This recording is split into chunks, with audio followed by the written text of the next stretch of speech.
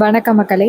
நம்ம கார்த்திக் கதையில் ஜூலை 28 நாளைக்கு என்ன நடக்க போகுது அப்படிங்கிறத இந்த வீடியோவில் இப்போ நம்ம பார்க்க போகிறோம். மறக்காமல் இந்த வீடியோவுக்கு லைக் பண்ணிக்கோங்க, நம்ம சேனலை சப்ஸ்கிரைப் பண்ணிக்கோங்க, பக்கத்தில் உள்ள பெல்லைக்கானையும் கிளிக் பண்ணி ஆல் செட் பண்ணிக்கோங்க. அப்போ தாங்க நெக்ஸ்ட் வீடியோ போடும் பொழுது உங்களுக்கு நோட்டிஃபிகேஷன் வரும். பார்க்கலாம். நம்ம ஹீரோவுக்கு கல்யாணம் நடந்தது தெரிஞ்சு ஹீரோயினுக்கு ரொம்ப வேதனை ஆயிட்டு. ஹீரோயின் நேராக கோவிலில் போய் உட்காந்துருக்காங்க. அப்போ நம்ம ஹீரோயின் நினைக்கிறாங்க, நான் எந்த அளவுக்கு அவரை காதலிச்சேன், ஆனால் அவர் வந்துட்டு ஏற்கனவே ஒரு முதல் கல்யாணம் பண்ணியிருக்காரு, கண்டிப்பாக என் காதலை ஏற்றுப்பாரா அப்படின்னு தெரியலையே அப்படிங்கிற ஒரு வருத்தத்தில் ஹீரோயின் உட்காந்துருக்காங்க. அதே நேரம் மைதிலி வந்துட்டு அந்த மண்டபம் பூரா தேடுறாங்க. இந்த ஹீரோயின் எங்கே போனாங்க அப்படின்னு தேடிட்டு இருக்காங்க.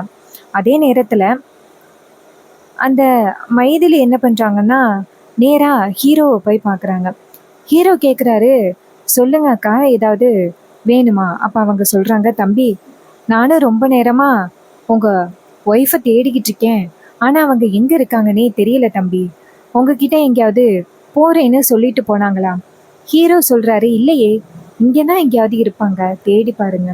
அதுக்கு மைதிலி சொல்கிறாங்க, இல்லை தம்பி, நானும் எங்கே பார்த்தாலும் தேடி பார்த்துட்டேன், எங்கேயும் இருக்கிற மாதிரி தெரியல, எனக்கு என்னமோ அவளுக்கு எதுவும் ஆபத்தோ அப்படின்னு தோணுது. இதை கேட்டும் ஹீரோ சொல்றாரு, அதெல்லாம் எந்தவித ஆபத்தும் இருக்காது, நீ கவலைப்படாத அப்படின்னு. அப்ப மைதிலி சொல்றாங்க, இல்லை தம்பி, உங்களுக்கு கல்யாணம் ஆகிருச்சுன்னு தெரிஞ்சதோட உங்க பொண்டாட்டியோட முகமே கொஞ்சம் கூட சரியே இல்லை, ரொம்ப வேதனையோட இருக்கிற மாதிரி இருந்துச்சு, பார்க்கவே ரொம்ப கஷ்டமாகவும் இருந்துச்சு. அதனால நீங்க என்ன பண்றீங்கன்னா, ரேவதி எங்க இருக்கா அப்படின்னு தேடினீங்கன்னா கொஞ்சம் நல்லா இருக்கும். இதை கேட்டதும் ஹீரோ சொல்றாரு, சரி நீங்க கவலைப்படாதீங்க, நான் பார்க்குறேன் அப்படின்னு சொல்ல மைதிலியும் சரி அப்படிங்கிறாங்க. ஹீரோ வந்துட்டு எங்க பார்த்தாலும் ஹீரோயினை தேட ஆரம்பிக்கிறாங்க. அப்போ ரோஹிணி கிட்டையும் துர்கா கிட்டையும் போயிட்டு அவங்க எங்க அப்படின்னு கேட்குறாங்க. அதுக்கு அந்த பொண்ணுங்க சொல்றாங்க, அக்கா நிச்சயத்துல கூட இல்லை, எங்க போனான்னு தெரியலையே அப்படின்னு. இதை கேட்டதும் நம்ம ஹீரோ சொல்றாரு, ரொம்ப நேரமா அவங்கள பார்க்கலையா? அப்ப அந்த பொண்ணுங்க சொல்றாங்க, ஆமா, ரொம்ப நேரமா நாங்க பார்க்கவே இல்லை மாமா, அக்கா எங்க போனானே தெரியல, ஒருவேளை உங்களுக்கு முதல் கல்யாணம் நடந்தது தெரிஞ்சு எங்கேயாவது போயிட்டாலோ? இதை கேட்டதும் ஹீரோவுக்கு ரொம்ப அதிர்ச்சி. ஹீரோ சொல்றாரு, அப்படியெல்லாம் அவங்க எங்கேயும் போக மாட்டாங்க, எங்கேயும் போற மாதிரி இருந்தா என்கிட்ட சொல்லிட்டு தான் போவாங்க, அதனால நீங்க வருத்தப்படாதீங்க அப்படின்ட்டு நான் போய் தேடி பார்க்குறேன் அப்படின்ட்டு நம்ம ஹீரோ அந்த இடத்துலேருந்து போகிறாரு. அதே நேரத்தில் கோயிலை காமிக்கிறாங்க. கோவிலில் நம்ம ஹீரோயின் உட்காந்துருக்காங்க. அப்போ தான் ஹீரோயினுக்கு ரொம்ப மன வேதனையாக இருக்குது. அப்போ நம்ம பாட்டி வராங்க. பாட்டி வந்துட்டு நேராக ஹீரோயினை பார்த்துட்டு, அம்மாடி, என்னம்மா இப்படி கோவிலில் உட்காந்து அழுதுகிட்டு இருக்கிற, என்னம்மா ஆச்சு, என்ன ஆச்சு அப்படின்னு கேட்குறாங்க. அப்போ ஹீரோயின் வந்துட்டு அவங்க பாட்டியை கட்டி பிடிச்சி அழுகுறாங்க. அப்போ பாட்டி கேட்குறாங்க, அம்மாடி என்னம்மாச்சு, ஏம்மா அப்படி அழுகுற, நீ அழுகிறத பார்த்தா எனக்கு ரொம்ப வேதனையாக இருக்குமா, சொல்லுமா என்னம்மாச்சு, அபிராமி அந்த ஈஸ்வரி உன்னை ஏதாவது பேசினாளா, அந்த சந்திரா ஏதாவது வீட்டில் குழப்பத்தை உண்டாக்கிட்டாளா, என்னன்னு சொல்லுமா. அப்போ தான் ஹீரோயின் சொல்கிறாங்க, பாட்டி நீங்கள் என்கிட்ட எல்லா உண்மையும் சொல்லிட்டீங்களா? பாட்டி சொல்கிறாங்க, அம்மாடி நீ எதை பற்றியுமா கேட்குற? அப்போ ஹீரோயின் சொல்கிறாங்க, இது மாதிரி என் புருஷனை பற்றின எல்லா உண்மையும் நீங்கள் சொல்லிட்டீங்களா, எதையுமே மறைக்காம சொல்லுங்க பாட்டி. அப்போ பாட்டி கொஞ்சம் தடுமாற ஆரம்பிக்கிறாங்க.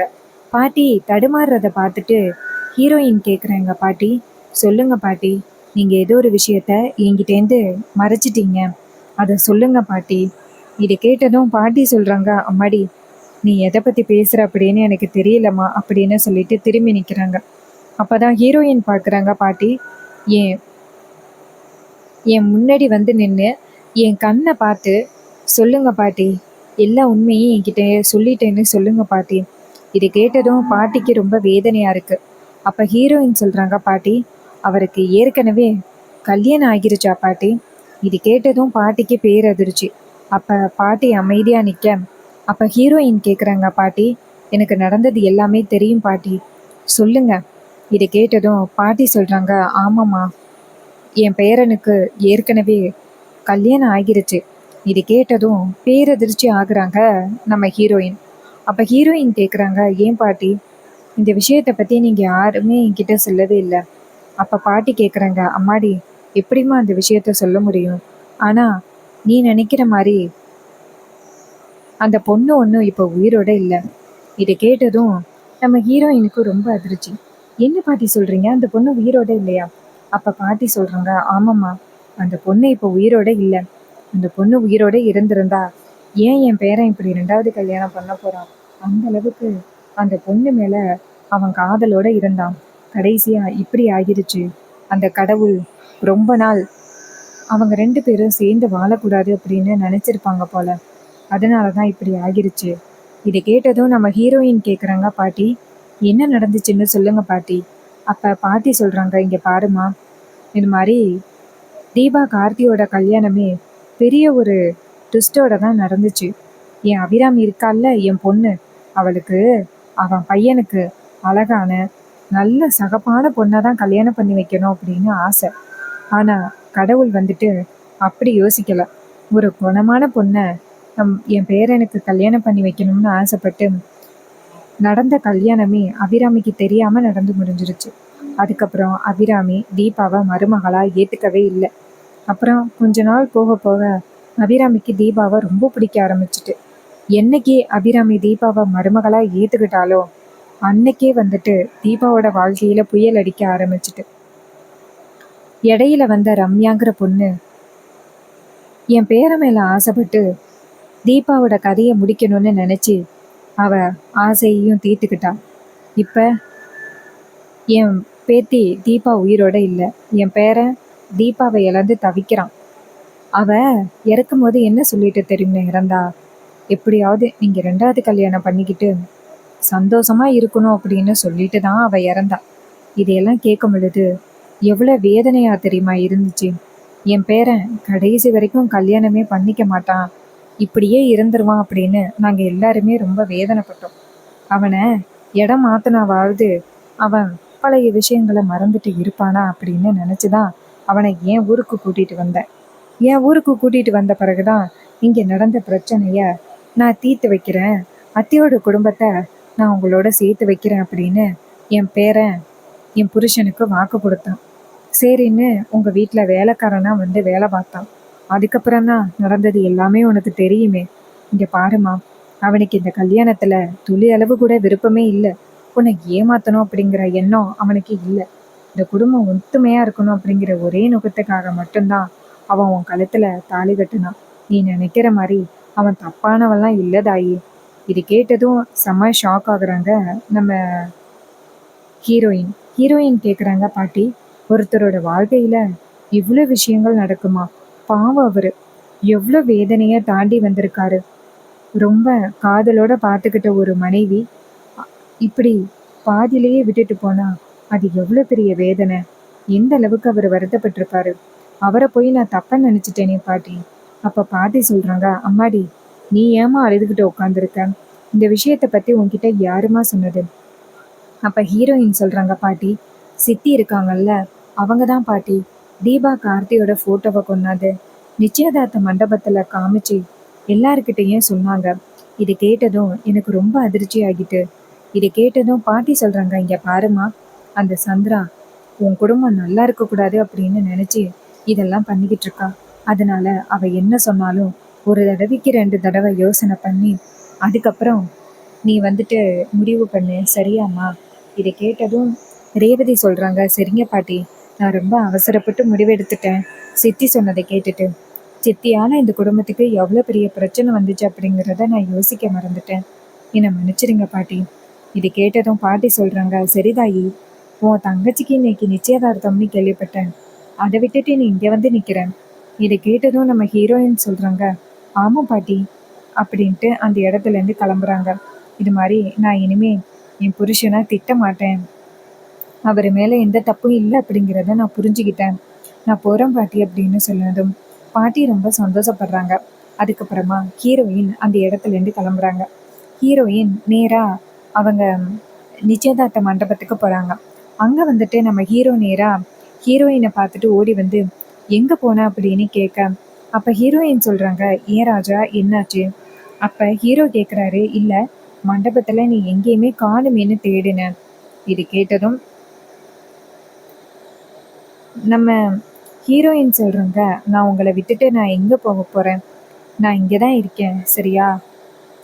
நான் இங்கே தான் ராஜா இருக்கேன் அப்படின்னு சொல்ல, அப்போ ஹீரோ நேராக ஹீரோயினை பார்த்து, இது மாதிரி நான் கல்யாணத்துக்கு முன்னாடியே நான் உன்கிட்ட எல்லா விஷயத்தையும் சொல்லிட்டேன், என் மேலே உனக்கு கோவம் இல்லையே? அப்போ ஹீரோயின் கேட்குறாங்க, நான் ஏன் ராஜா கோவப்பட போகிறேன்? கல்யாணத்துக்கு முன்னாடியே நீ எல்லா விஷயத்தையும் என்கிட்ட சொல்லிட்ட, நான் தான் சரியாக கவனிக்காமல் இருந்துட்டேன். பரவாயில்ல, எனக்கு வந்துட்டு உன் மேலே எந்தவித கோவமும் இல்லை. அம்மா மேலே தான் நான் பயந்துக்கிட்டு இருந்தேன். அம்மா தான் கண்டிப்பாக கோவப்பட வராங்க அப்படின்னு நினச்சேன். ஆனால் அம்மா கோவப்படலை. இதை கேட்டதும் நம்ம ஹீரோ சொல்கிறாரு சரி அப்படின்னு சொல்லிட்டு அந்த இடத்துலேருந்து போகிறாரு. அப்போ நம்ம ஹீரோயின் நினைக்கிறாங்க, ராஜா நீ எந்த அளவுக்கு தீபாவை காதலிச்சிருப்ப அப்படின்னு எனக்கு நல்லாவே புரியுது. அதனால தான் நீ வந்துட்டு என் மேலே அந்த அளவுக்கு பிரியம் இல்லாமல் இருக்க. நான் கண்டிப்பாக உன் மனசில் தீபாவை மறக்க வச்சு என்னைய காதலிக்க வைக்கிறேன் அப்படின்ட்டு நம்ம ஹீரோயின் நினைக்கிறாங்க. அப்புறமா ஹீரோயின் நேராக ஹீரோவை பார்த்து, சரி இது மாதிரி நிச்சயதார்த்தம் என்னாச்சு? துர்கா இந்த நிச்சயதார்த்தத்தை ஒத்துக்க மாட்டேன்னு சொல்லிக்கிட்டு இருந்தா. அப்போ அவர் சொல்கிறாரு, அதெல்லாம் நான் கரெக்டாக பண்ணி முடிச்சிட்டேன். என் ஃப்ரெண்டு தான் வந்துட்டு துர்காவுக்கு மோதிரம் போட்டது. இது கேட்டதும் நம்ம ஹீரோயின் கேட்குறாங்க, எப்படி ராஜா அப்படின்னு. அப்போ ஹீரோ சொல்கிறாரு, இது மாதிரி நான் நவீனை வந்து ஒரு பொண்ணு மாதிரி மேக்கப் பண்ணிட்டு வர சொல்லிட்டு மாப்பிள்ளைக்கு பக்கத்தில் நிற்க வச்சு மோதிரத்தை எல்லாம் மாற்றி விட்டுட்டேன். இதை கேட்டதும் நம்ம ஹீரோயினுக்கு அப்போ தான் நிம்மதியாகுது. ரொம்ப தேங்க்ஸ் ராஜா. நான் ஒரு சின்ன மன கஷ்டத்தினால இந்த பிரச்சனையை சுத்தமாக பார்க்க மறந்துட்டேன். நல்ல வேளை நீ தெளிவாக இருந்து எல்லா பிரச்சனையும் தீர்த்துருக்க. தேங்க்யூ ராஜா. அதுக்கு ராஜா சொல்கிறாரு சரி அப்படின்னு சொல்லிட்டு அந்த இடத்துலேருந்து போகிறாரு. அப்போ நம்ம ஹீரோயின் நினைக்கிறாங்க, நம்ம வீட்டுக்கு என்ன பிரச்சனை வந்தாலும் இவர் தான் பாதுகாப்பாக இருந்து எனக்கு எல்லாத்தையும் வழி நடத்தி கொடுக்குறாரு. இவரை போய் நான் கொஞ்ச நேரத்தில் தப்பாக நினச்சிட்டேனே அப்படின்னு ஹீரோயின் ரொம்ப வேதனைப்படுறாங்க. அதுக்கப்புறம் நம்ம ஈஸ்வரியை காமிக்கிறாங்க. ஈஸ்வரி கிட்ட போயிட்டு அவங்க சந்திரா கேட்குறாங்க, அக்கா என்னக்கா நினச்சிட்டு இருக்க நீ? இது மாதிரி ஏற்கனவே கல்யாணம் ஆன ஒருத்தனுக்கா நீ உன் பொண்ணை கல்யாணம் பண்ணி கொடுத்துருக்க? அப்போ ஈஸ்வரி கேட்குறாங்க, இங்கே பாரு, எனக்கு அது முக்கியம் இல்லை. நான் எதை வச்சு தெரியுமா கல்யாணம் பண்ணி கொடுத்தேன்? அவர் கண்டிப்பாக என் பொண்ணை நல்லபடியாக பார்த்துப்பாரு. ஏன்னா இந்த வீட்டுக்கு நிறையவே நல்லது பண்ணியிருக்காரு. அவர் மாதிரி ஒரு மாப்பிள்ளை கிடைச்சதுக்கு நான் ரொம்பவே கொடுத்து வச்சிருக்கணும். அதனால தான் அவரை வந்துட்டு என் பொண்ணுக்கு கல்யாணம் பண்ணி வச்சேன். இப்போ கூட இந்த நிச்சயதார்த்தம் நல்லபடியாக நடந்து முடிஞ்சதுக்கு அவர் தானே காரணம். செங்கல் சூளையில் உள்ள பொறுப்புகள் எல்லாத்தையுமே ரொம்ப திறமையாக பார்த்துக்கிறாரு. பெரிய மாப்பிள்ளை அந்த அளவுக்கு விவரம் இல்லை, ஆனால் சின்ன மாப்பிள்ளை இந்த அளவுக்கு விவரமாக இருக்கிறது எவ்வளோ பெரிய சந்தோஷம் தெரியுமா எனக்கு? இங்கே பாரு, இத்தனை வருஷமா செங்கல் சூளையில் பல அநியாயம் நடந்துக்கிட்டு இருந்திருக்கு. ஆனால் எனக்கு எதுவுமே தெரியாது. ஆனால் இப்போதான் வந்துட்டு எனக்கு எல்லாமே தெரிஞ்சிருக்கு. என்னென்ன அநியாயம் நடந்துச்சு அப்படிங்கிறது எல்லாத்தையுமே என்கிட்ட படம் போட்டு காமிச்சாரு. இந்த அளவுக்கு அவர் நல்லவராக இருக்காரு. அவரை போய் நான் எப்படி வந்துட்டு தப்பாக நினைப்பேன்? இந்த குடும்பத்துக்காக அவ்வளோ தியாகம் பண்ணியிருக்காரு. அவர் வந்துட்டு அந்த பொண்ணை கல்யாணம் பண்ணது உண்மைதான். ஆனால் அந்த பொண்ணு ஏதோ ஒரு விபத்தில் இறந்துட்டா. அதுக்காக இவர் என்ன பண்ணுவாரு?